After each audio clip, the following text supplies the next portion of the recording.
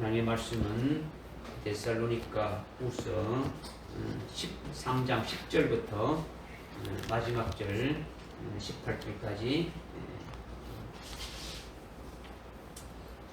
공도 바울을 쓰였습니다. 데살로니가 후서 3장 10절부터 18절까지입니다.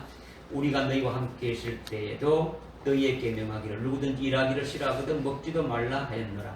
우리가 들었으니 너희 가운데서 무질서하게 행하여 전혀 일하지 아니하고 참견 잘하는 자들이 있다 하니 이제 우리가 우리 주 예수 그리스도를 통하여 이런 자들에게 명하고 권하노니 조용히 일하고 자기 양식을 먹으라.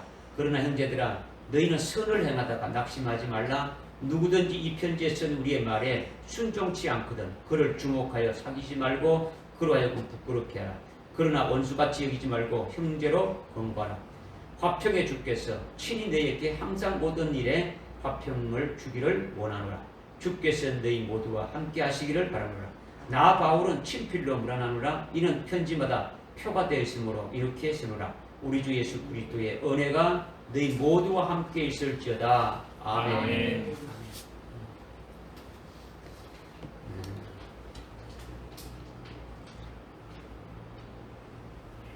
오늘 데살로니가 전서 후서 강해를 마치게 되는데 데살로니가 전서나 후서의 모든 핵심 주제는 주님의 재림에 있어요.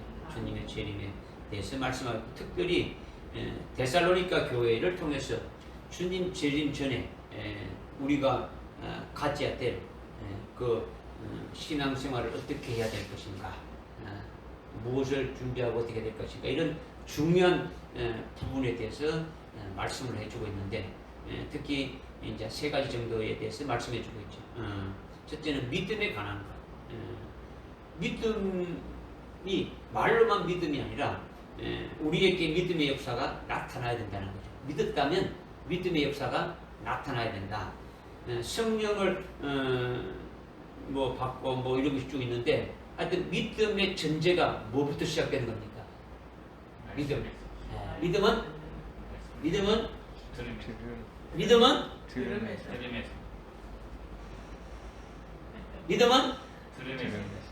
예수를 믿는 게 전제가 되지. 우선 믿어야 뭐 이제 말씀을 듣고 성령을 보지 말씀을 하는데 제일 첫 번째가 뭐야? 그 믿음이 뭐요? 예수를 믿는 게 대전제예요. 그죠? 예수를 믿음은 그리스도로부터 시작되는 거예요. 그죠? 믿음의 창시자가 누굽니까? 그리스도. 자라게 하는 것도 그리스도. 완성하는 것도 그리스도. 그죠? 그러니까 믿음의 전제가 대전제가 예수를 믿는 거예요. 우리 예수를 믿음으로 성령을 받게 되고, 예수를 믿음으로 하나님 아버지를 알게 되고, 예수를 믿음으로 우리에게 성령을 부어서 아주 말씀을 깨닫게 되고, 깨닫게 되면서 믿음 생기고 이렇게 되지는 거예요. 그렇죠? 그러니까 그 예수가 어디에 계시는 겁니까? 예수를 믿게 되면 우리 속에 와 계시죠. 예수가 우리 속에 있는 거죠.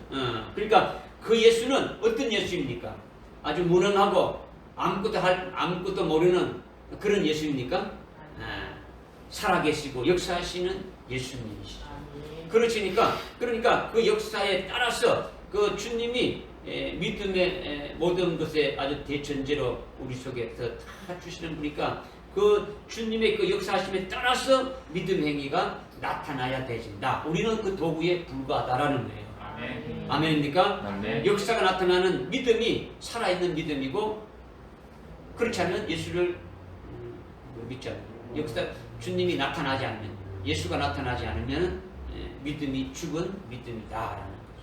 그래서 고린도후서 3장 5절에 너희가 믿음 있는지 너희 자신을 시험하고 확정하라는 거예요. 왜? 내 자신이 믿음 가운데 있는가. 그 다음에 사랑의 수고예요. 첫 번째는 뭐였고요? 믿음이라는 거죠. 믿음의 역사가 나타나야 된다는 거고, 두 번째는 사랑의 수고가 나타나야 된다는 거죠. 사랑은 뭘 말하느냐? 사랑, 뭐 세상 사람들이 사랑을 말하는데 사랑은 눈물의 씨앗 뭐 이런 게 아니란 말이에요. 그죠? 사랑은 진리를 아주 소문나게 많이 증거하는 것이 사랑이라는 거죠. 데살로니가 교회가 먼저 진리를 많이 아주 증거하면서 진리의 사랑을 실천한 거예요. 이것이 사랑의 수고예요. 사랑의 수고. 내만 진리를 받아가지고 내 혼자만 가지고 있는 게 이게 사랑이 아니고 다른 사람도 내와 같이 똑같은 이 영광된 자리에 함께 가게 하는 것이 사랑이다라는 거예요. 믿어집니까? 네. 이 세상은 모두 다 사랑한다고 이렇게 말하고 있지만은 적그리스도가 앞으로 나타나기 때는 평화의 사도로 아주 사랑의 사도로 등장한단 말이에요. 아주 자기가 제일 아주 입을 뜰 때마다 사랑 말하고 평화를 말하고 화합을 말하고 하나 되자를 하고 창조를 말하고 이런 걸 하니까 모든 사람들이 그 추앙한단 말이에요. 그러니까 세상에 있는 사람들은 다 넘어가는 거예요. 그런데 다 넘어간다. 그러나 데살로니가 교회의 사랑의 수구는 그런 사랑이 아니라는 거죠. 진리를 아주 증거하는 걸 말하는 거죠. 데살로니가 교회가 3주 동안 하나님의 복음을 받았지 않습니까? 며칠입니까? 22일. 한 달도 안 되니까 21일이죠. 그죠? 그런데 그들의 사랑의 수구가 어떻게 됐는지 결과가 데살로니가 1장에서 나오지 않습니까? 그죠? 온 지역에, 그 데살로니가뿐만 아니고 아가야와 모든 큰 지역에 하여튼 다 아주 데살로니가 교회가 어떻게 하고 있다는 것이 알려졌다라는 거죠. 이것이 사랑의 수구라는 거죠. 그냥 이게 아니고 자기가 믿는 예수를 증거한 거죠. 이 예수를 믿으라고 하는 거죠. 그러니까 하나님은 우리 천성교도 똑같이 그렇게 되기를 바라시는 거예요. 진리 중에서 진리가 우리가 사랑하는 주님이 신랑으로 다시 오신다는 것이 뭡니까? 진리 중에서도 진리예요. 예수를 믿게 하는 것도 진리지만은, 그죠? 복음을 증거하지 않습니까? 그죠? 구원의 복음을 증거하는 거죠. 그런데 그 주님이 이제 어떻게 한다는 겁니까? 다시 오신다는 거예요. 다시 오실 때 그분이 우리의 신랑으로 오시고 심판의 주로 오신다. 만왕의 왕으로 오신다. 그분을 우리가 맞이할 수 있는 그와 같은 자가 되어야 된다. 이렇게 증거하는 것이 아주 진리 중에서도 진리죠. 그분을 맞이하는 그리스도의 신부로 아주 세우는 말씀, 이것을 증거하는 것이 사랑의 수고다. 이것을 말씀하고 있는 거죠. 그러면 금년 한 해 비전이 하나 생기죠. 그죠? 하나님, 우리 교회에 나를 통해서, 여러분 자신을 통해서 한 명이라도 이 복음이 증거되어서 이 자리에 채워질 수 있는 역사가 있게 됐으면 좋겠습니다. 이런 소망을 가지는 거죠. 사랑의 수가 나타나도록, 그죠? 이런 믿는 거죠. 그죠? 이렇게 하고 기도하는 거죠. 그리고 사랑의 수구를 이렇게 있는 자, 사랑의 수구를 하고 있는 자는 주의 재림을 증거하는 자니까 내가 그의 아내로 아주 최고의 영광을 누리게 될 소망을 가지게 되어지는 거지 않습니까? 그러면 소망의 인내가 있게 되어지는 거죠. 믿음의 역사가 있고 사랑의 수고가 있는 자에게는 주의 재림에 대한 아주 소망의 인내가 있기 때문에 모든 것을 인내하면서 이제 달려나가게 되어진다라는 거죠. 할렐루야. 주님이 오늘 오전에 주님이 어떻게 말씀하십니까? 내가 너희들에게 할 말은 재앙이 아니고 화평이다. 화평이다라는 거예요. 화평이, 주님이 뭘 주시는 간에 나에게 주시는 것은 전부 다 좋은 것이다라는 거죠. 나쁜 것이 아니라는 거죠. 아주 멸망으로 가고 아주 죽이도록 내버려 뿌린 게 아니고 선한 길로 인도한다. 지금은 힘들고 어려운데 하나님 왜 나에게 이런 걸 주십니까? 하면서 원망도 나오고 불평도 나올지 모르지만은 이것이 재앙이 아니라 저주가 아니라 나에게 더 좋은 길로 인도해 주시는 분이시다라는 거죠. 그래서 우리가 오늘 우연의 일치인지 모르지만 그게 아니죠. 하나님께서 하여튼 말씀들을 딱딱 맞게 하는데 16절에 어떻게 말하고 있습니까? 16절에 화평의 주께서, 화평의 하나님께서 친히 너희에게 항상 모든 일에 화평 주시기를 원하노라. 아멘이죠? 아멘. 네? 이 말씀이 또 같이 이렇게 연결되어지는 거예요. 그래서 데살로니가 교회는 인내를 굉장히 많이 강조했어요. 우리에게 인내가 아주 생활의 대표로 아주 나타나도록 우리가 살아가면서 우리 삶에 우리 생활 신앙생활 나타나는 것이 아주 인내로 되어질 것을 이렇게 계속 말씀하고 있는 거죠. 강조하고 있는 거죠. 데살로니가 전서 후서뿐만 아니라 사도 바울이 기록한 로마서에도 고린도 전서 후서에도 뭐 히브리서에도 강조하고 있고 또 야고보 사도도 강조하고 있고 베드로 사도도 강조하고 있고 요한 사도도 강조하고 있단 말이에요. 그러니까 인내는 뭡니까? 인내는 뭐 하는 겁니까? 오래 참는 거죠. 인내는 오래 참는 거단 말이에요. 한 번, 두 번, 세 번 이게 아니더라는 거죠. 인내는 성령의 열매예요. 오래 참음이죠. 그죠? 우리가 저지난주에 사랑에 대해서 했지 않습니까? 사랑은 오래 참고 나오죠. 그죠? 첫 번째가 사랑은 오래 참고 나온단 말이에요. 참는 기 사랑은 그냥 사랑이 뭡니까? 사랑 자체가 성령의 또 열매가 되지고 그죠? 오래 참음도 오래 성령의 열매가 되어지는 거예요. 그러니까 내가 참는다고 되어지는 겁니까? 성령이 참게 하는 겁니까? 성령이 참게 하는 거예요. 그래서 베드로 물집니까? 형제가 내게 잘못하게 내가 7번 용서해 주니까 7번이면 많아요, 적어요? 많지. 하나, 두 번도 못 찾아고 세 번도 못 찾지 않습니까? 그러면 배로 하고 그래도 하나 더 합쳐가지고 7번 이렇게 했는데 주님 어떻게입니까? 70번씩 7번 490번 하나 둘셋 490번 세감 살 수 있습니까? 사랑하라는 거죠. 네, 그죠? 사랑하라는 그러니까 우리에게 주님을 맞이하기까지 인내가 필요하다는 거죠.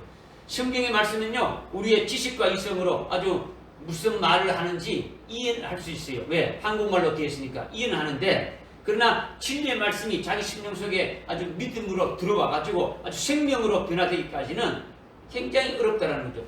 우리가 음식을 먹으면 그 음식이 우리에게 뭐가 되어지는 겁니까?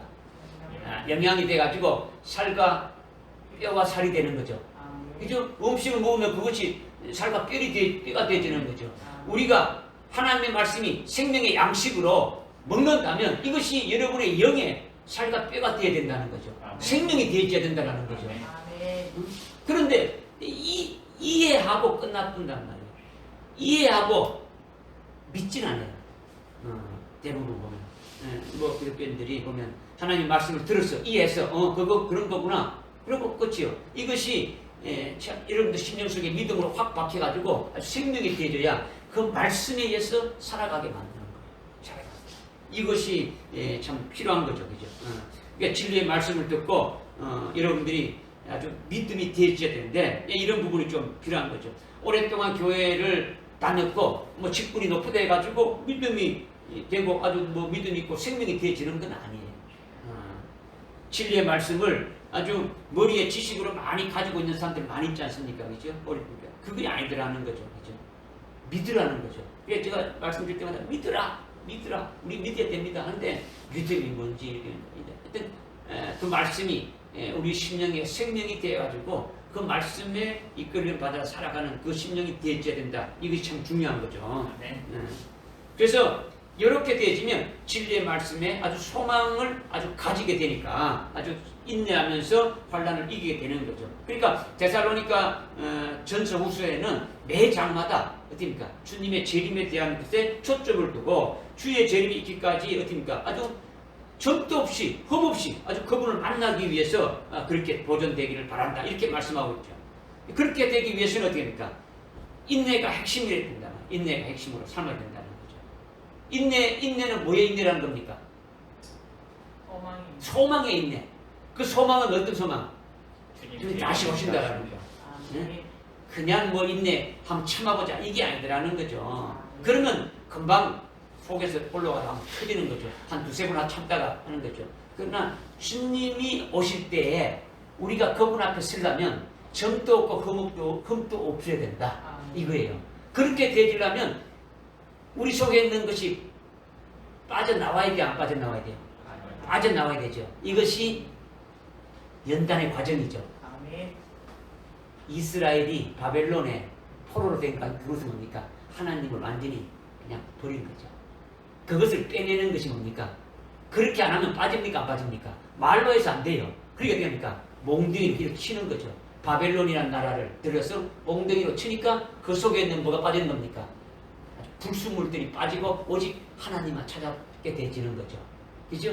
그래야 우리도 지금 우리 속에 있는 찌꺼기가 그냥 안 나가니까 그냥 말로 해도 안 되니까 그냥 말씀을 전개도 안 되니까 결국 하나님 어디입니까? 책망하시고 책망이 안 되면 징계하시는 거죠. 몽둥이 내리치는 거죠. 그죠? 정신 차리라고. 그러면 그래라도 뭐 듣고 빨리빨리 하면 되는데 그렇게 안 되면 고생하다가 결국은 어떻게 합니까?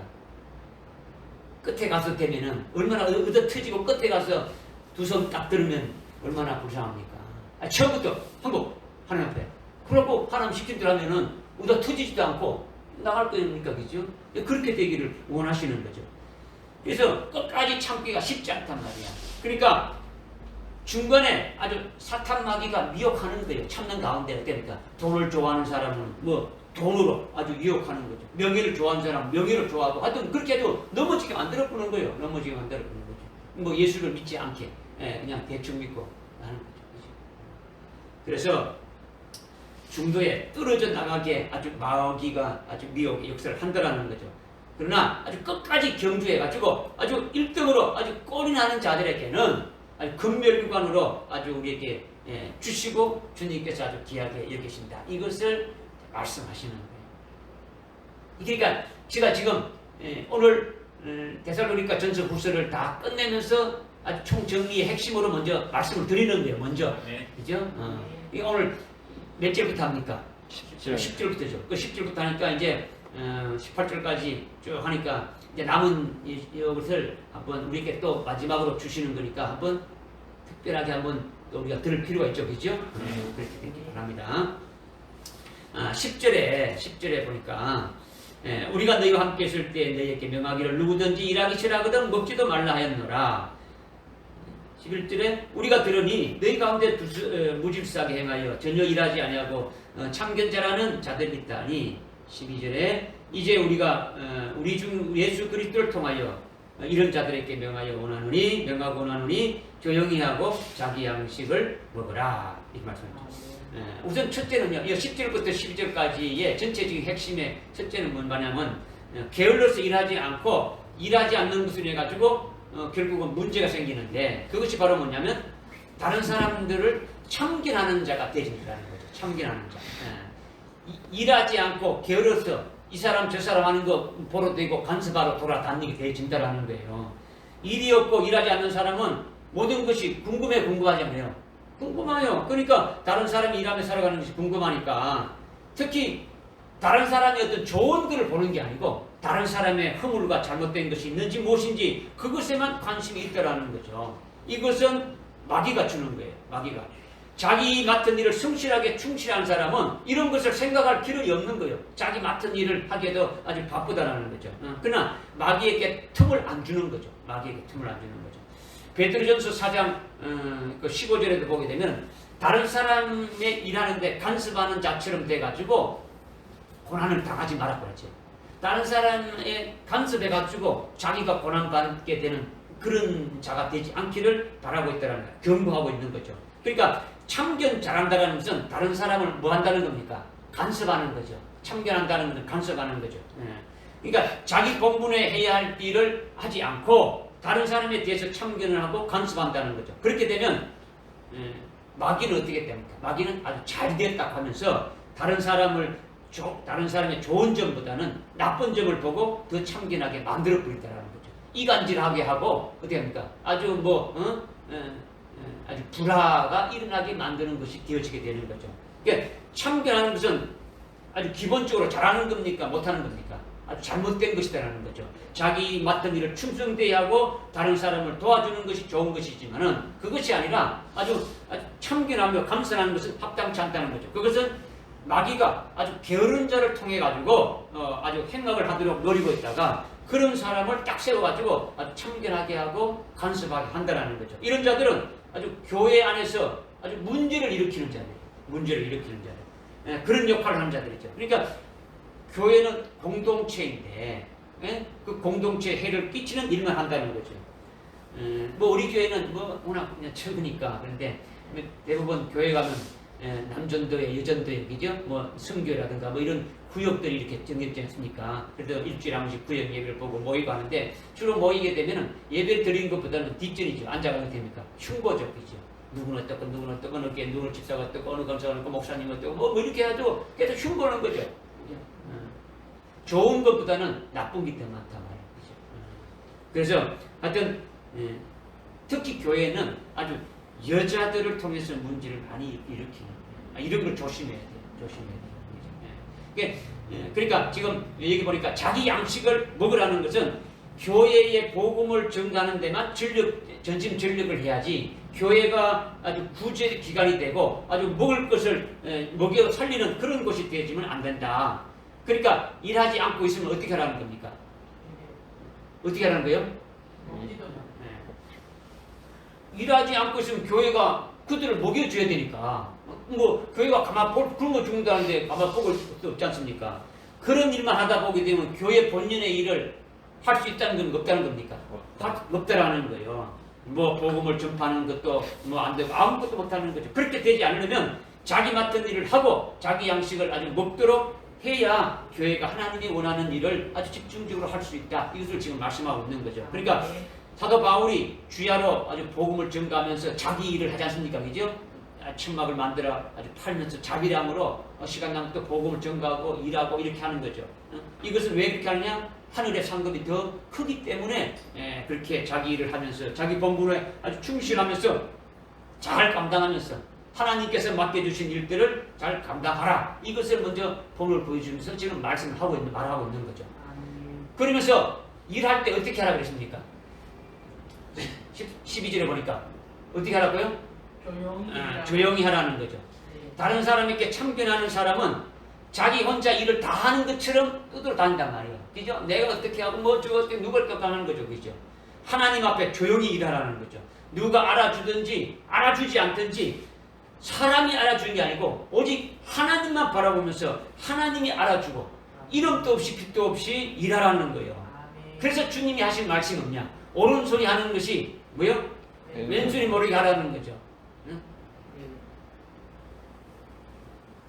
그 오른손이 하는 걸 왼손이 몰라요, 알아요? 예? 알아요, 몰라요? 왼손이 하는 걸 오른손이 알아요, 몰라요? 그러면 주님이 뻔한 걸 이야기했겠습니까? 주님이 그러면 뻔히 아는 걸 가지고 이렇게 머리 하라. 그러면 그거 어떻게 모를 수 있습니까? 주님이 말씀하신 걸 여러분이 영적으로 깨닫고 이렇게 돼야 되죠. 우리의 머리가 뭐라고요? 고린도전서 12장 27절인가 이렇게 보게 되면은 우리는 예수님의 지체라는 거지. 예수님이 머리 되시고 우리는 그분의 지체다. 지체라는 거예요. 지체니까 어떤 사람은 오른손에 해당되는 사람이 있고 어떤 사람은 왼손에 해당되는 사람이 있죠. 그죠? 그러면 오른손이 하는 것을 왼손이 모르게 하라는 것은 왼손이 하는 것을 오른손이 모르게 하라는 것은 누군가는 뜯으니까 아는 거죠. 지체가 뭐라는 겁니까? 예수님이 머리고 우리의 머리고 우리는 그분의 지체라고 했으니까 어떤 사람은 손에 해당되는 사람, 어떤 사람은 머리에 해당되는, 어떤 사람은 발에 해당되는 사람, 어떤 사람은 속이 다 해당되지 않습니까? 그죠? 그러면 그거 하는 걸 아는 거는 다른 사람이 아는 거는 어떻게 했기 때문에 아는 겁니까? 자랑하니까 아는 거죠. 내가 이렇게 했다고 하니까 아는 거지.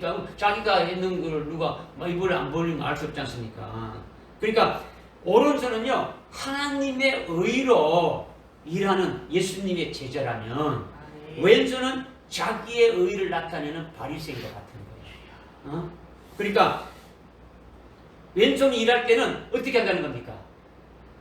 자기의 의를 나타내는 왼손이 바리새인이라면 바리새인들이 일할 때 왼손이 일할 때는 어떻게 한다는 겁니까? 나가서 내가 일한다고 자랑하는 거죠. 여러분이 마태복음 6장에서 보게 되면 구제할 때 어떻게 합니까? 바리새인들은 구제할 때 사람들이 본 앞에 구제하는 내가 이렇게 했어. 와, 저 사람 진짜 아이고 막 저 사람 도와주고 막 하는 진짜 아주 좋은 진짜 예수 믿는 사람이 이렇게 자랑하고 다니는 거지. 다른 사람 보기에. 기도할 때도 어떻게 합니까? 다른 사람 들으라는 것처럼 막 기도하는 거죠. 그죠? 응? 이런 것은 왼손이 한단 말이에요. 왼손이. 응? 오른손이 일할 때는 어떻게 합니까? 오른손이 할 때는 오직 자신과 누구만이 아는 겁니까? 하나님만 아는 거죠. 자신만 하나님만이 알고 오른 왼손이 모르는 거죠. 왼손이 모르는 거죠. 이름도 없이 빛도 없이 그냥 하나님만 보고 섬기는 거예요. 사람이 알아주는 게 아니라. 그러니까 자랑하는 것은 사람에게 칭찬받기 위한 것이에요. 무슨 알겠습니까? 자랑하는 것. 자랑하는 것이 좋은 겁니까? 나쁜 겁니까? 예? 자랑은요, 주 안에서 하는 것은 좋은 거예요. 주님 안에서 하는 것. 고린도전서 1장, 고린도전서 1장, 1장 28절. 시간이 없는데, 고린도전서 1장, 1장 28절. 하나님께서 세상에 천한 것들과 멸시받는 것들을 선택하신 것이 그것은 없는 것들로 있는 것들을 쓸모없게 만들려 하십니다. 그리하여 아무 육체라도 그분의 면전에서 자랑하지 못하게 합니다. 하나님 앞에서 아무도 자랑하지 못하게 한다. 그러나 너희는 그분께로 나서 그리스도 예수 안에 있고 주님께서 하나님께로 나와서 우리에게 지혜와 의와 거룩함과 구속이 되셨으니 기록된 바와 같이 자랑하는 자는 어디서 하라? 주 안에서 하라. 주 안에서 자랑하라. 우리가 주님의 것이니까 그리스도의 것이니까 오직 누구만 자랑하는 거예요? 그리스도만 자랑하는 거죠. 그리스도가 하셨다. 주님이 하셨다라는 거예요. 그렇죠? 그러면 또 한번 찾아봅시다. 누가복음 6장 26절 찾아봅시다.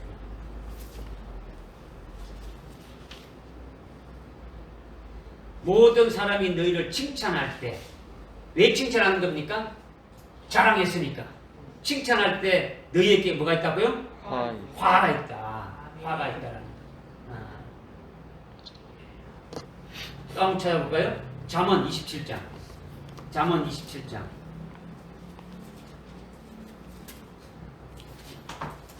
잠언 27장 21절 한번 봅시다.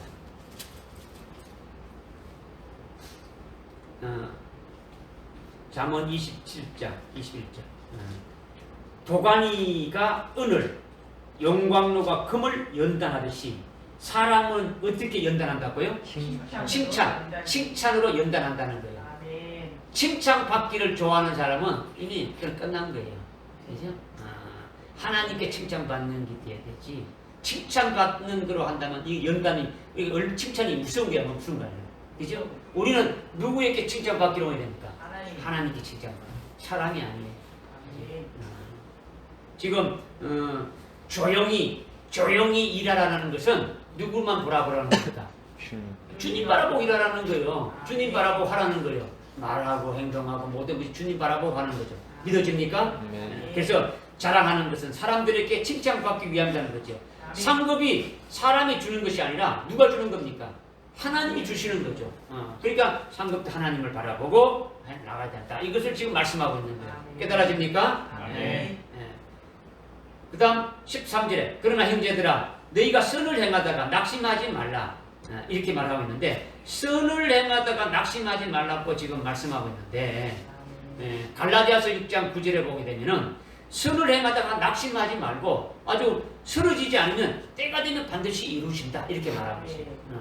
아주 선을 행하다가 낙심하지 말라. 때가 되면은 아주 그대로 이루어주신다라는 거죠. 이것이 도대체 뭘 말하냐? 선을 행하는데 무엇이 그러면 선이냐? 무엇이 선이냐? 그래서 갈라디아서 그 앞에 6장 8절에 보게 되면은 성령으로 심는 것이 선이다라는 거죠. 뭐가 선이다고요? 성령으로 심는 것. 그러니까 데살로니가후서 지금 3장 13절에 형제들아 너희가 선을 행하다가 낙심하지 말라고 했는데 이 말씀도 성령으로 심는 것을 지금 말씀하고 있는 거죠. 성령으로 심는다는 것은 뭘 말하느냐? 일반적으로 보리를 심으면은 보리가 나듯이 성령으로 심는 것은 성령은 진리 영이지 않습니까? 그죠? 성령은 진리 영이니까 진리를 증거하게 되면은 진리로 심는 것이다라는 거죠. 성령이 원하는 대로 아주 성령의 열매를 맺게 하는 것을 말한다는 거죠. 성령으로 심었으니까 성령의 결과가 뭡니까? 성령의 열매로 나타나게 되어지는 거죠. 9가지 열매가 나타나는 거죠. 사랑과 희락과 평과 오래참음과 자비와 양선과 충성과 온유와 결제 이 9가지 성령의 열매가 맺혀지게 되어지는 거죠. 심는 대로 아주 거둬지게 되어진다는 거예요. 믿어집니까? 그러니까 진리의 영이신 성령은 주로 진리를 증거해가지고 진리로 세우는 일을 하는 거죠. 그죠? 심으면 나가지고 세워져가지고 열매를 맺지 않습니까? 그죠? 똑같은 거예요. 그러니까 성령으로 심는 거죠. 데살로니가 교회 성도들이 사도 바울로 증거받은 진리를 아주 환난과 박해 가운데서도 아주 고통 가운데서도 여러분들이 데살로니가서 1장 2장에 어떻게 합니까? 아주 자기 동족들로부터 뭐 아주 심한 박해를 이렇게 받았는데도 아주 예루살렘 교회를 본받고 사도 바울을 본받아가지고 어떻게 했습니까? 아주 그 복음이 아주 그 지역에 아주 증거되어지고 아주 믿음의 역사가 나타나고 사랑의 수고가 나타나고 소망의 인내를 가진 그 역사가 있게 되었다. 이것을 지금 말씀하고 있지 않습니까? 이것이 지금 더 적극적으로 이기는 자기 혼자 이기는 것이 아니라 다른 사람도 어떻게 합니까? 이것을 증거해가지고 이기는 자로 심는 거죠. 그죠? 아주 믿음으로 아주 성장할 수 있도록 심는 거죠. 이것을 선을 행한다라는 거죠. 선을 행한다. 오늘날 돈을 주면 좋아해도 진리를 전가하면 잘 받아들이지 않잖아요. 그죠? 안 필요한 거예요. 심지어 목사님들도요, 진리를 말하면 듣기 싫어해요. 뭐 내 다 아는 걸 뭐 또 전가하면 또 말하느냐고. 자기 다 안다는 거죠. 듣기 싫어하는 거죠. 목사님들 모여가지고 예배 드리는 거 별로 안 좋아해요. 이런 거 안 좋아해요. 자기가 다 안다는 거지. 아주 교만하기 짝이 없는 거죠. 그래서 진리를 전가하면 하여튼 그리스도인들이 잘 받아들이지 않는다. 심지어 이단이라고 막 정죄하고 막 뒤에드는 거죠. 그러니까 선을 행하다가 낙심하지 말라라는 거죠. 쓰러지지 말라는 거죠. 아주 때를 얻든지 못 얻든지 하여튼 증거할 것은 증거하다가 자기가 진리를 믿고 있는 것이 어떤 손해를 보는 것이 있어도 아주 굳건히 인내하면서 아주 지켜가라는 거예요. 뭐 어떤 핍박이 어떤 거 올지라도 그냥 거기서 중도하지 말고 넘어지지 말고 끝까지 나가라는 거예요. 믿음으로. 그러니까 선을 행하다가 낙심하지 말고 쓰러지지 않고 때가 되면 거둔다는 것은 심은 것에 따라서 결과가 나타난다라는 거죠. 거두게 되어진다라는 거죠. 이것이 대전제임을 말씀하는 거죠. 먼저 뭐가 있어야 되는 겁니까? 열매를 따려면 뭐가 있어야 되는 겁니까? 예? 심는 게 있어야 되지. 심지도 않는 데서 뭐 보리도 안 심어놓고 보리 출수하라고 놔두고 나오면 있어요, 없어요? 없는 거죠, 그죠? 여러분이 복음을 증거해서 그 열매가 맺기를 위해서 기도하고 이렇게 돼야 되지. 뭐 아무것도 안 해놓고 뭐 할 수 있습니까? 그죠? 아주 먼저 아주 하여튼 대전제가 뭐라는 겁니까? 먼저 심어야 되고 심어야 이렇게 나야 되는 거죠. 우리가 일상생활하는 것이 전부 심는 거예요. 심어야 열매를 거두는 거예요. 데살로니가 교회에는 주의 재림의 소식을 증거한 거예요. 주님이 아주 재림하신다는 그 소망을 가지고 재림하신 주님과 함께 서자는 거죠. 데살로니가 교회 자신들만 막 그 말씀 가지고 우리만 주님 앞에 서자. 우리만 참 주님을 맞이하자. 이렇게 하는 것이 아니라는 거죠. 아니라는 거죠. 그것을 증거했더라는 거죠. 제가 여러분들에게 말하죠. 제가 가지고 있는 진리, 하나님께로부터 받은 제가 가진 진리를 여러분들과 공유하는 거예요. 평균되게 하는 거예요. 아멘. 목사니까 월등하고 여러분은 낮고 이게 아니고 여러분이나 저나 가지고 있는 것이 똑같이 되기를 원하신다는 거죠. 하나님. 예? 내가 가진 소망이나 내가 가진 진리의 모든 수준이 여러분과 똑같이 되기를 원하시는 거예요. 아멘. 그렇게 자라기를 원하신다는 거죠. 데살로니가 교회가 지금 그렇게 하고 있다는 거죠. 그러니까 우리가 중간에 낙심해서 떨어지지 않고 쓰러지지 않는 거둔다는 거죠. 성령으로 심었으니까 성령의 열매를 거두게 되어지는 거죠. 그것이 영생이고 영광이라는 거죠. 특히 우리는 진리 중에서도 진리를 가지고 있으니까 뭐 그 결과가 나타나는 거예요. 100점을 바라보고 공부하는 사람은 못해도 몇 점을 갑니까? 못해도 90점은 가겠죠. 그렇죠? 아이고, 나는 활학을 면해야 되겠다 라고 공부하는 사람은 어디입니까? 가락에도 올라가 힘들죠. 그죠? 그러니까 우리는 진리 중에서 진리를 갖고 있으니까 하여튼 결과는 나타난단 말이에요. 여러분이 낙심하지 않고 중간에 하여튼 지치지 않고 때가 되면은 하나님이 여러분을 보고 때가 되면은 그 결과가 나타나게 하신다는 거예요. 그렇다면 오늘날 우리가 선을 행하는 것이 더 깊이 조금 생각해 봐야 돼요. 선을 행한다는 것이 뭐냐? 성령으로 어떤 진리를 심어야 되느냐?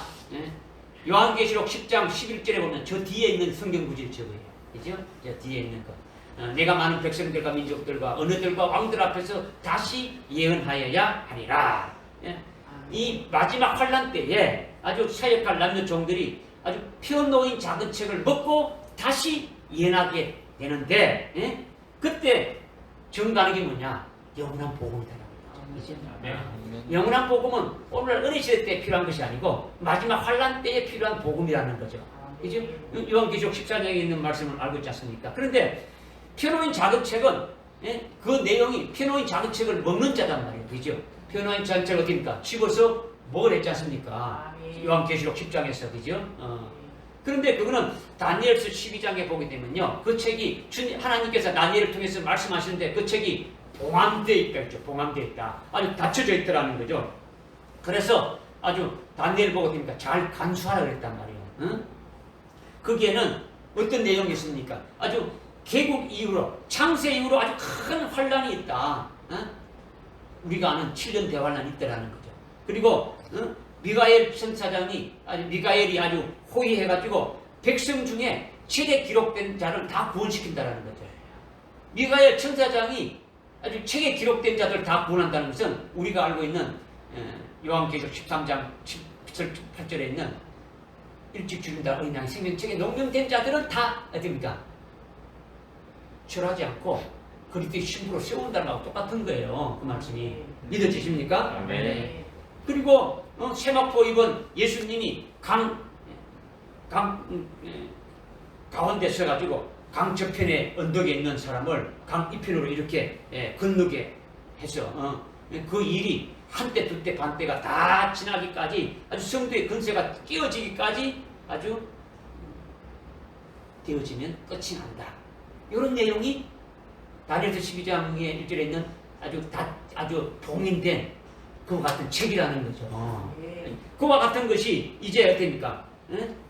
아주 구체적으로 예언된 것이 이제는 펴놓인 작은 책이 되어진 거예요. 요한계시록 10장에 펴놓인 작은 책으로 계시를 하고 있는 거죠. 그래서 10장에서 펴놓인 작은 책으로 그 책을 받아서 먹는 자는 결국 요한계시록 7장에 살아계신 하나님의 아주 인을 받은 살아계신 하나님의 인을 이마에다가 인침을 받은 아주 남녀 종들이면서 그들이 아주 7영을 받아서 아주 다시 예언하게 된다. 이것이 요한계시록 10장 11절의 말씀이라는 거죠. 아멘. 그러니까 마지막 환난 날 때 사역할 남녀 종들은 펴놓인 작은 책을 아주 반드시 먹기를 간절히 구해야 되는 거죠. 펴놓인 작은 책, 요한계시록의 말씀을 반드시 먹어야 되는 거예요. 먹지 않으면은 자기 미달이죠. 안 되질 수밖에 없는 거죠. 여러분들이 그리스도의 신부가 되시면 첫째 부활하게 되고 첫째 부활한 자들이 주님이 오셔가지고 그리스도의 신부가 되지 않습니까? 그죠? 그러면 그리스도가 세우시는 그의 왕국에 가서 뭐 한다고요? 왕과 제사장이죠. 왕이 이름만 있으면 왕이 돼요? 왕과 제사장은 뭐 하는 겁니까? 왕과 제사장은 뭐 하는 거예요? 뭘 다스리는 거예요? 백성들을 못 다스리는 거냐? 백성들을 뭘 어떻게 다스리는 거예요? 윤리도덕적으로 잘못 이게 아니잖아요. 왕과 제사장이 예수님이 상징을 했지 않습니까? 예수님이 왕이시고 그죠? 예수님이 만왕의 왕으로 오시지 않습니까? 그죠? 왕이시고 그 다음에 대제사장이지 않습니까? 예수님이 선지자이지 않습니까? 그죠? 똑같이 우리가 그리스도 안에서 우리가 똑같이 그렇게 시험 받지 않습니까? 그죠? 그러면 우리가 뭘 했습니까? 예수님이 이 땅에 오셔서 한 게 뭡니까? 자기를 자랑했습니까? 누구를 깨닫게 한 겁니까? 하나님 아버지를 알게 하지 않습니까? 그죠?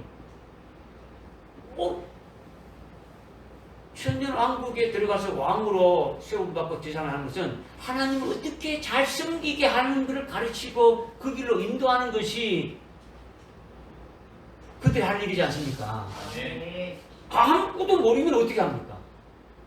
아무것도 모르면은 하나님이 누구신가 아무것도 모르는데 그들이 왕으로 세움 받을 수 있어요? 없잖아요. 그죠? 그러니까 페로의 작은 책을 먹어야 영원한 복음의 첫 번째가 뭡니까? 하나님만 경배하라는 겁니까? 복음을 증가하는데 뭘 알아야 증가하지.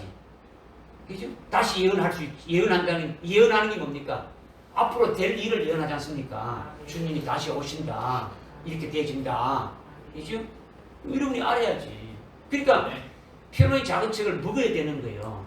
먹고 그걸 깨달으려면 그냥 이성과 지식으로 알 수 없으니까 일곱 영으로 깨닫게 해주신다라는 거죠. 그 일곱 영을 받기를 또 어떻게 합니까? 또 구해야 되죠. 그죠? 그러니까 페로의 작은 책, 요한계시록의 예언의 말씀을 받아먹기를 간절히 구해야 되고 또 일곱 영으로 충만하기를 구해야 되는 거죠. 그러니까 그것을 받아먹고 이 페로의 작은 책을 받아먹고 아주 소화된 후에 나가가지고 어떻게 합니까? 나가서 어떻게 합니까? 증거하는 거죠. 내가 아무 가지고 뭐 들어있는 게 없는데 가서 뭘 말합니까? 아무것도 말할 수가 없는 거예요. 마지막에 수임받는 환란날에 남녀 종들로 시험받는 것은 나가서 증거하는 거예요. 그죠? 증거하려면 알아야 된다는 거죠. 그래서 하여튼 두 가지 페로의 작은 책을 먹고 일곱 영으로 아주 충만하게 받을 수 있도록 우리가 구해야 되는 거예요. 그래서 사도행전 2장 17절에 보게 되면 오순절에 성령을 받았을 때에 모든 육체에 마지막 날에 아주 모든 육체에 아주 성령을 부어 주신다. 그래서 예언하게 하고 아주 환상을 보게 하고 아주 꿈을 꾼다 이렇게 말씀했죠. 이거는 요한계시록 2장 4절에 아주 오순절에 아주 성령 강림을 인해 가지고 지금까지 어렸을 때까지 그 성령을 우리가 받고 있지 않습니까? 그죠? 그 성령이죠. 그죠? 그런데 2장 18절에 보게 되면요. 또다시 내 영을 내 남종과 여러분들에게 부어줘 가지고 다시 예언하게 하신다. 이렇게 말씀하고 있지 않습니까? 그러니까 내 영을 아주 성령 강림하신 이후에 아주 2000년 동안 오늘날까지 환란날에 사역할 종들에게 이렇게 부어주시는 일곱 영을 말한단 말이야. 내 영을 부어준다는 것은 사도행전 2장 18절에 또다시 내 영을 부어준다는 것은 오순절에 성령을 부어준 뒤로부터 2000년이 지났지 않습니까? 2000년이 지나고 이 마지막 종말의 때에 주님 오시기 가까운 이때에 내가 환란날에 서실 남녀 종들에게 부어주시는 영이 바로 일곱 영이다. 이것을 지금 말씀하고 있는 거죠. 그래야 그들로 하여금 예언하게 되어지는 거예요. 이것이 요한계시록 10장 11절에서 다시 예언해야 된다. 이 예언을 말씀하고 있는 거죠. 그래서 성령을 부어주셔서 아주 복음을 심는 자로 하여금 아주 씨를 아주 뿌리고 물을 주어서 자라게 하는 것은 은혜 시대에 하는 역사이고 마지막 환란이 시작되면 이렇게 자라난 성도들을 어떻게 한다는 겁니까? 다시 예언해가지고 추수의 복음으로 아주 영원한 복음으로 아주 증거해가지고 거두게 한다라는 거예요.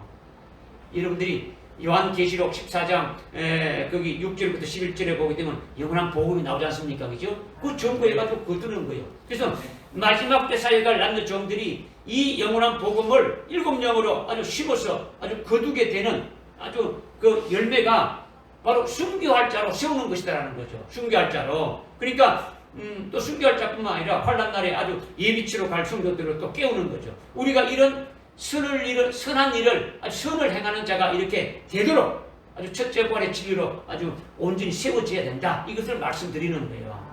할렐루야. 선을 행하되 아주 낙심하지 말고 때가 되면은 이루어진다는 이 말씀을 지금 말씀을 드리는 거예요. 그죠? 그 다음에 14절에 누구든지 이 편지에 쓴 우리말에 순종치 않거든 그를 주목하여 사귀지도 말고 그로 하여금 부끄럽게 하라. 지금 이렇게 말씀하고 있죠. 이것은 이미 앞에서 계속 말씀해왔죠. 데살로니가후서 2장 15절에서도 그러므로 형제들아 아주 굳게 서서 우리의 말로나 우리의 편지로나 너희가 배운 바 전통을 지키라 이렇게 앞에서 말씀했고 그 다음에 그 앞에 3장 6절에서도 형제들아 우리 주 예수 그리스도의 이름으로 너희에게 명하노니 무질서하게 행동하고 아주 우리에게서 받은 전통을 따라 행하지 않는 모든 사람 모든 형제들을 멀리하라. 그렇게 하면서 7절 8절에서 쭉 강조하고 있지 않습니까? 그러니까 우리의 말은 여기 지금 14절에서 우리의 말 편지에서는 우리의 말이라고 했는데 우리의 말은 사도 바울의 개인적인 말을 말하는 게 아니더라는 거죠. 이거는요 로고스 사도 바울이 전간 복음 진리의 말씀을 말하는 거죠. 진리의 말씀. 그러니까 사도 바울의 말에 순종치 않으면 멀리하라 이걸 말하는 것이 아니라 이미 전가한 로고스의 말씀에 순종치 않으면 진리에서 아주 벗어나는 것이니까 그런 사람을 아주 멀리하라는 거죠. 진리에 대해서 절대 양보하면 안 된다. 이것을 말씀하는 거죠. 로고스 말씀에 대해서는 양보하라는 겁니까? 하지 말라는 겁니까? 하지 말라. 진리에 대해서는 양보하지 말라는 거예요. 여러분의 정체성이 어느 나라 사람입니까? 대한민국 사람입니까? 어디 사람입니까? 소속이 어디예요? 네. 우리는요 예수를 믿음으로 예수 그리스도와 함께 우리의 옛사람이 죽었고 그리스도의 부활에 연합돼 가지고 그리스도와 함께 이미 천상에 안침받은 하늘나라의 시민권이 있지 않습니까? 그죠? 이 땅에 살고 있는 몸은 한국 사람이고 예수를 믿는 영은 하늘에 속한 것이다. 이렇게 믿습니까? 몸은 한국 사람이고 영은 천국 사람이다. 하늘나라 사람이다. 하늘나라 소속이다. 이거 이렇게 믿습니까? 그게 아니지 않습니까? 그죠? 여러분 자신의 정체성이 바로 아주 정립되어야 되는 거죠. 우리의 몸이 있고 영이 있다는 것은 맞지만은 예수를 믿은 후에 우리 몸은 품으로부터 나온 아주 옛사람의 몸이 아니다라는 거예요. 그죠? 그리스도와 함께 이미 처형돼지고 십자가에 달려 믿음으로 죽었다라는 거죠. 믿어집니까? 아멘. 소속이 이 땅의 사람이 아니다라는 거죠. 그리스도 안에서 아주 새롭게 된 새 피조물이다라는 거죠. 예수를 믿고 성령을 받게 되면은 그리스도의 것이 되니까 아주 소속이 완전히 아주 이 땅의 소속의 몸이 아니라 그리스도의 것이고 그리스도가 하늘나라에 속한 자로 지금 있으니까 하늘에 속한 자가 되어진다는 거죠. 영도 그리스도의 것이고 몸도 아주 그리스도의 것이니까 아주 그리스도의 피로 사신 것이 완전히 아주 우리가 바뀌어지는 거죠. 완전히 바뀌어지는 거죠. 확실히 믿어집니까? 네. 질문할 때는 하늘, 질문 안 하면 네. 질문하면 물구나무로 거꾸로 쓰고 안 하면 땅에 올바로 쓰고 이렇게 되면 안 되지 않습니까? 그죠? 그러니까 우리 몸이 한국 사람으로 이 땅의 소속으로 살아간다고 믿는 사람은 우리가 온전한 그리스도인이 아니다는 거예요. 그리스도 안에서 아주 소속 신분이 완전히 바뀌어야 돼요. 목사님 중에 목사님 어디서 왔습니까? 하늘나라에서 왔어요. 응? 이런 분이 많죠. 응? 농담도 잘한다 이렇게 하는 거죠. 우리는 하늘나라의 시민권자로 이 땅에서 아주 외국인으로 아주 살아가는 자와 같은 거예요.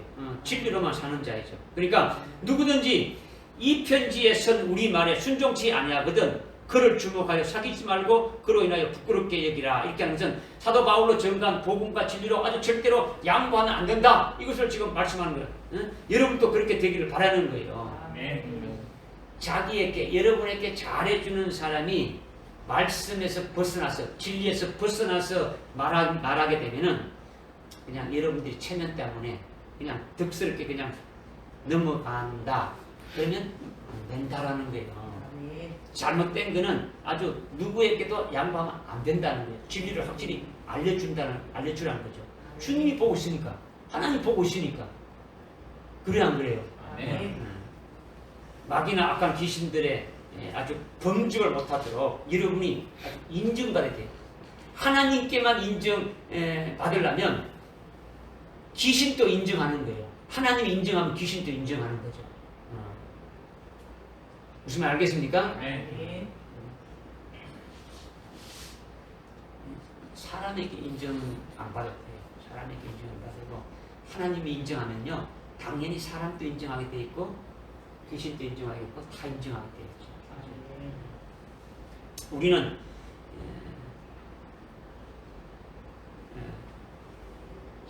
15절에 그러나 원수같이 여기지 말고 형제로부터 뭐 하랬습니까? 형제로 권고하라 그랬죠.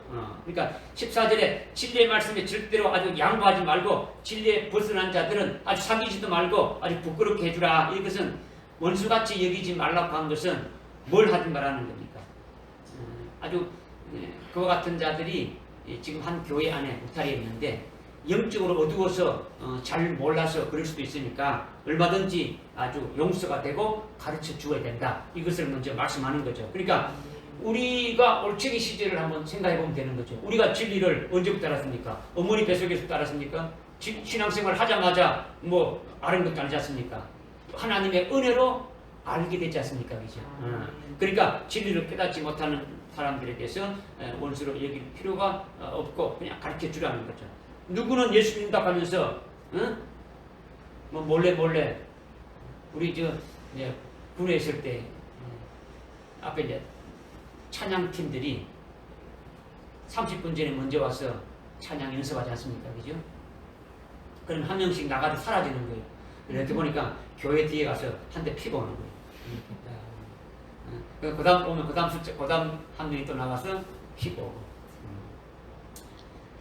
정죄할 필요는 없는 거예요. 뭐 술 먹고 담배를 핀다 해가지고 뭐 지옥 가고 그런 게 아니라 말씀을 증거해도 믿지 않고 따지면서 애먹고 뭐 있냐면서 아주 끝까지 가르쳐 주라는 거죠. 그들에게 아주 가르쳐 주고 해서 해주라는 거죠. 주님께서 깨닫게 해주시기를 바라는 거죠. 사람의 인위적으로 되지 않는 거예요. 아주 주님께서 깨닫게 되어져서 이렇게 되어져야 될 것을 말씀하는 거예요. 맡겨 뿌리는 거죠. 그러니까 말씀을 증거하면서 자기 성질부터 고쳐야 되는 거예요. 그죠? 나도 이렇게 기도 제목하고 있는데 자기 것이 있으면 오히려 상처 주고 상처받기 쉬운 거예요. 그죠?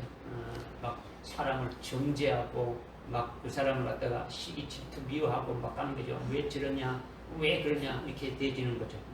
그리스도 안에 있는 자들은 신앙의 인격이 그리스도의 성품으로 완전히 됩니까? 바뀌어야 되는 거죠. 그리스도의 것이니까, 그리스도 안에 들어갔으니까.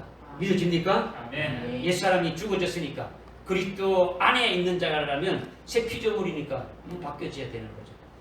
그래서 16절에 화평의 주께서 친히 너희에게 항상 모든 일에 화평을 주시기를 원하노라. 주께서 너희 모두와 함께 하시기를 바라노라. 이렇게 지금 말씀하고 있죠. 그러니까 화평의 주라고 말씀하셨죠.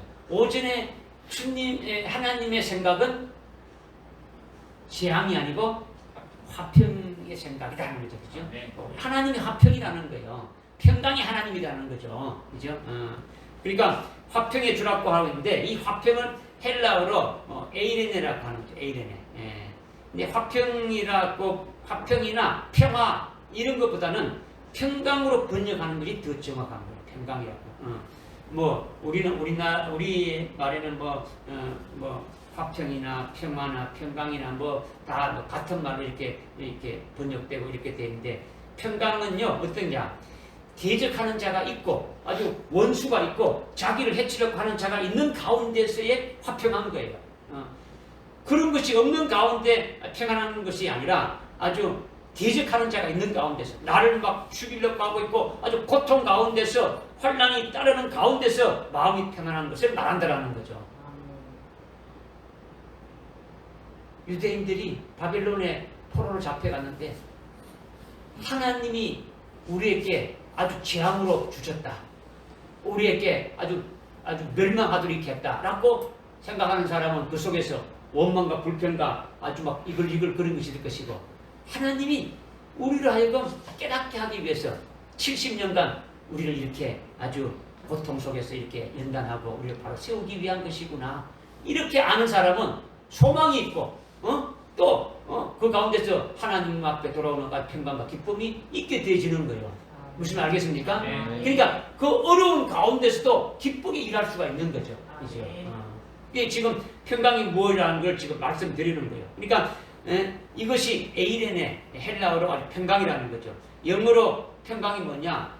뭐 피스, 평화도 피스, 뭐 다 그 피스라고 하는데 정확하게 구분이 안 되죠. 그러니까 지금 주변 나라에 주변 나라에 대적할 나라는 전부 다 쳐내려버리고 천하가 다 대적할 자가 없게 되게 되면 이뭡니까? 아주 평안하다 그러죠. 태평하다 그러자 생각이죠. 아주 평안하다는 거예요.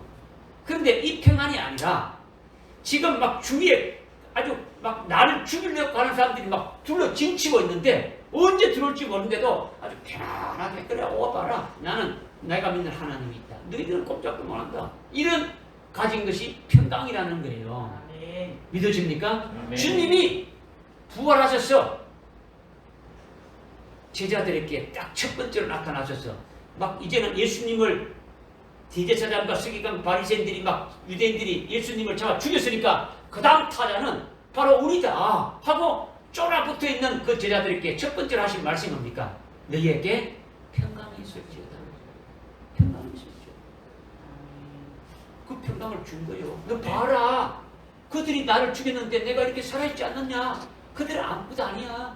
이 평강을 준 거예요. 베드로 사도가 내일이면 죽임을 당한대. 사도 야고보를 죽인 그 헤롯이 그 다음에 사도 베드로를 잡아가지고 이제 내일이면 죽이려고 하는데 베드로가 어떻게 잠을 잤습니까? 아주 뭐 천사가 가지고 옆구리를 그냥 그도 발로 찰 정도로 깊이 잠을 잤단 말이에요. 내일 죽는다면 잠이 오겠어요 안 오겠어요? 안 오지 안 오지. 잠을 잤다는 게 뭡니까? 평강이 있는 거예요. 하늘나라의 더 좋은 영광을 바라보고 있다. 사도 바울이 빌립보 감옥에 갇히기 전에 어떻게 합니까? 막 점치는 그 여인을 어떻게 합니까? 귀신을 쫓아내줬다는 것을 해가지고 그 주인이 어떻게 합니까? 이제 돈 벌 것이 없어졌으니까 고발해가지고 어떻게 합니까? 아주 뭐 심하게 매를 맞고 바울과 실라가 어떻게 합니까? 아주 감옥 깊숙이 갇힌 거예요.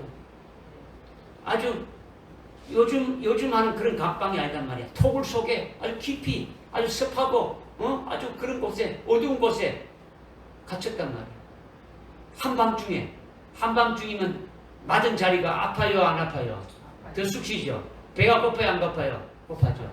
온 제수들이 다 듣고 온 간수들이 다 듣는 가운데 아주 큰 소리로 찬양해 했다는 거죠. 원망 불평이 나오는데 찬양할 수 있어요 없어요? 없지 않습니까? 했다라는 거예요. 했다는 거죠. 지금 무슨 말씀인지 알겠습니까? 평강이라는 거죠. 그죠? 그래서 그 평강의 주님이시다라는 거죠. 그러니까 하나님이 평강이고 예수님이 평강이라는 거죠. 히브리서 7장 1절에 하늘의 대제사장이신 멜기세덱이 평강의 왕이다 이렇게 했지 않습니까? 평강의 왕이라는 거예요. 멜기세덱 계를 따른 대제사장이신 예수님이 평강의 왕이라는 거예요. 평강의 왕이라는 거죠.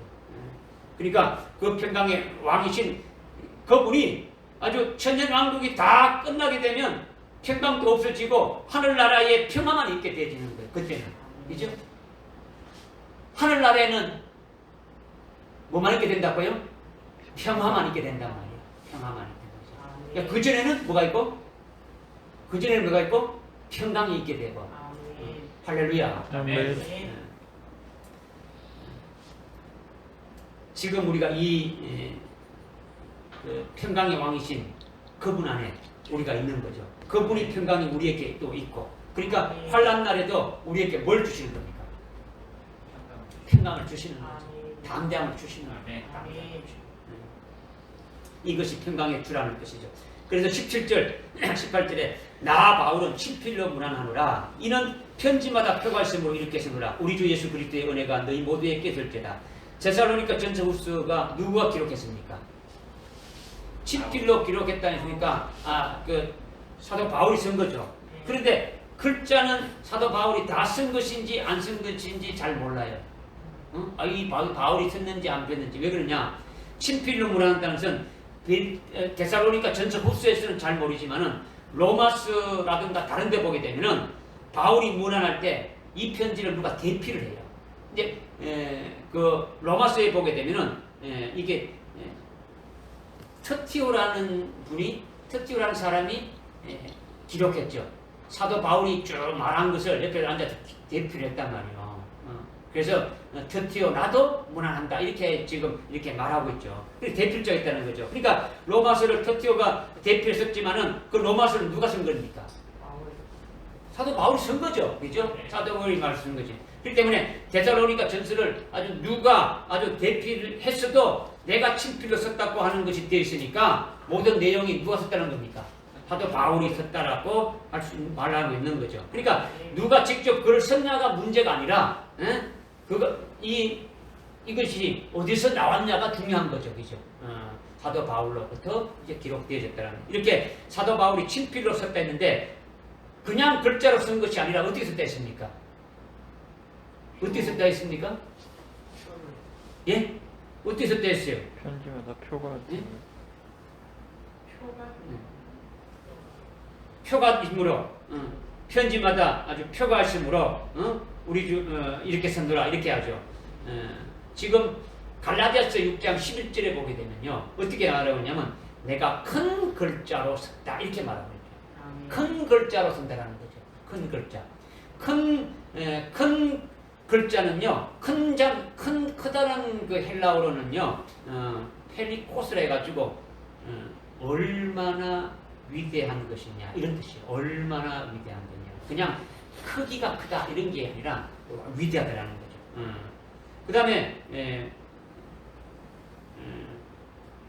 글자라는 거는 우리는 글자로 이렇게 거기는 갈라디아 6장 11절에 글자로 이렇게 되는데 글자라는 단어보다는 이렇게 글이라는 거죠. 글이라는 번역이 더 확실한 거죠. 글로 번역하게 되면 큰 글이다. 큰 글자가 아니고 지금 사도 바울이 내가 큰 글자로 이렇게 쓴다라는 것은 지금 큰 글로 이렇게 쓴다 이렇게 해야 바른 의미 되는 거죠. 이 글이 적은 그러니까 이 글이 적은 지금 사도 바울이 데살로니가후서에 편지 쓴 것이 큰 글입니까? 적은 글이라는 겁니까? 큰 글이다. 물론 글자를 크게 썼다 해가지고 일부 학자들은 지금 사도 바울이 안질이 있어가지고 잘 안 보여가지고 아주 크게 썼다 이렇게 말하는 것도 있는데 이거는 뭐 영적인 면에서 맞지 않는 거죠. 갈라디아서 내용 하나가 보게 되면 사도 바울이 쓴 거지만은 사도 바울이 성령을 통해서 하나님의 말씀을 받아 쓴 것이니까 고린도전서 14장 그 37절에 보면 사도 바울이 쓴 편지를 주의 명령을 써요. 편지를 쓴 것이 주의 명령을 썼다라는 거죠. 주의 명령으로. 그러니까 하나님의 말씀이 글로 기록되었으니까 큰 글자라는 거죠. 위대한 글자라고 말하는 거죠. 이것이 데살로니가후서 3장 17절에 내가 친필로 썼다 이렇게 말하고 있는 거죠. 이것을 좀 쉽게 깨닫게 되면요. 디모데후서 2장 20절에 보니까 이렇게 했어요.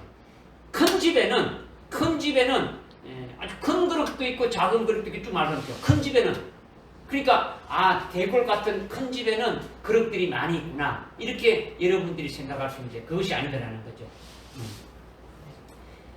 그릇은 사람을 말하지 않습니까? 우리가 사람을 그릇을 말하는 거죠. 그릇. 성경에서 말하는 거죠. 그럼 큰 집에 있는 그릇이 뭐냐? 그러면 시골의 큰아버지는 큰형님은 아주 못 살고 찌들고 있고 그 동생은 서울의 강남에 한 80평 되는 아파트에 아주 수백억짜리 집에 산다 하게 되면 집도 오리라고 한다. 그러면 누가 큰 집에 삽니까? 시골 동생이 큰 집 사죠. 그런데 이제 월요일 날 이제 화요일 날 설날이니까 동생이 자기 아들 딸 데리고 저기 집사람 데리고 형님네 집으로 갈 때 뭐라고 합니까? 큰 집에 가죠. 집이 커서 큰 집이라는 겁니까? 왜 큰 집이라는 겁니까? 그 안에 있는 주체가 크신 분이라는 거죠. 그러니까 여기 지금 디모데후서 2장 20절에 큰 집은 뭘 말하는 겁니까? 하나님이 크신 분이라는 거죠. 제일 크신 분이다. 크신 분이 있으니까 큰 집이라는 거죠. 그 큰 집에 그릇들이 많다. 이제 우리 지체들을 말하는 거죠. 성도들을 말하는 거죠. 큰 글자, 뭐 이런 것들이 전부 다 우리가 영적으로 좀 깨달을 필요 있음을 여러분들이 지금 말씀드리는 거예요. 그죠? 그러니까 데살로니가 전후서에 이거 전부 다 큰 글자, 큰 글씨, 아주 위대한 글자이기 때문에 이것을 위해서만 신앙생활을 해야지 천사가 와서 아주 다른 복음을 전하거나 저주를 받게 뭐 이렇게 다른 어떤 복음이 아닌 다른 진리, 이 다른 것을 이렇게 받게 되면은 아주 저주를 받게 된다. 이렇게 말씀하고 있는 거죠. 말씀의 출처가 하나님이고 예수 그리스도시니까 절대로 내가 말한 로고스, 내가 쓴 그 큰 편지, 내가 쓴 위대한 글에 대해서 벗어나는 것은 절대 멀리하라. 이것을 지금 사도 바울이 지금 말하고 있는 거예요. 깨달아지십니까? 왜냐하면 자기가 선지자다. 나도 하나님의 선지자야. 이렇게 하면서 데살로니가 교회에 사울의 사도 바울의 편지를 흉내내 가지고 와가지고 이거 나도 사도 바울이 가지고 있는 편지 갖고 있어. 봐. 이렇게 하면서 막 거짓된 글로 가서 막 미혹한다라는 거예요. 그래서 사도 바울이 자기가 쓴 편지는 어떻습니까? 표를 아주 줘가지고 이거 외에는 다른 것을 보지 말라고 하는 거예요. 여러분들 오늘 오전에 했던 그 말씀 예레미야서 29장 11절 그 말씀 이전에 그 24장, 25장, 26장, 27장 이렇게 보니까 거짓 선지자들이 있어요.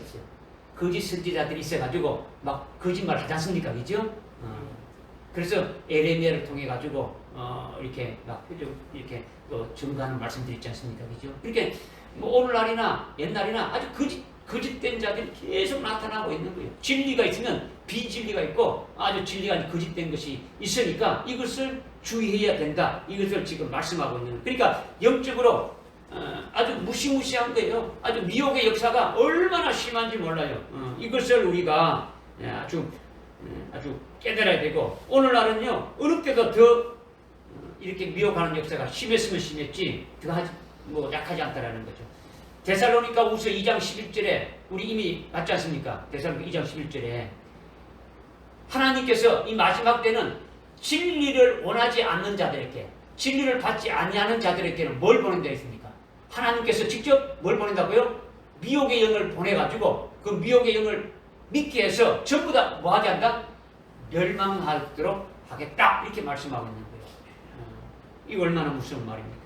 오늘 이런 시대에 우리가 살고 있는 거예요. 그래서 18절에 우리 주 예수 그리스도의 은혜가 너희 모두에게 있을지어다. 아멘 하면서 이제 이게 끝나는 거죠. 끝나는 거죠.